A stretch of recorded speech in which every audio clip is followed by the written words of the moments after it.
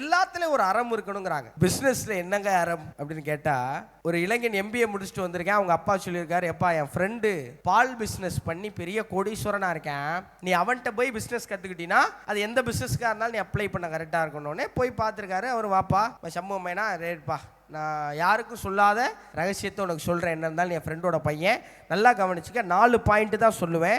1, காலையில் 5 மணிக்கு நீ பால் கறந்தினா சாயங்காலம் 5 மணிக்கு கரெக்டாக 12 பஞ்சுவாலிட்டி ரொம்ப முக்கியம். 2வது, மாடு என்ன சாப்பிடுங்கிறதுல ரொம்ப கவனமாக இருக்கணும் தம்பி. கண்டதே சாப்பிட விடக்கூடாது. அதுக்கு ஆரோக்கியமான உணவு போகுதாங்கிறத நீ எப்பயும் கவனமாக பார்க்கணும்.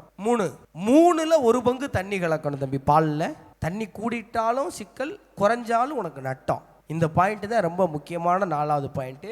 இதில் நீ சரியா பண்ணலைன்னா உன்னால் தொழிலில் மேலே வர முடியாது. சொல்லுங்க அங்கிள், எக்காரணத்தை கொண்டும் நீ பால் கறக்கும் போது மாட்டுக்காரன் அதை பார்த்துடக்கூடாதுன்னு இருக்கான்.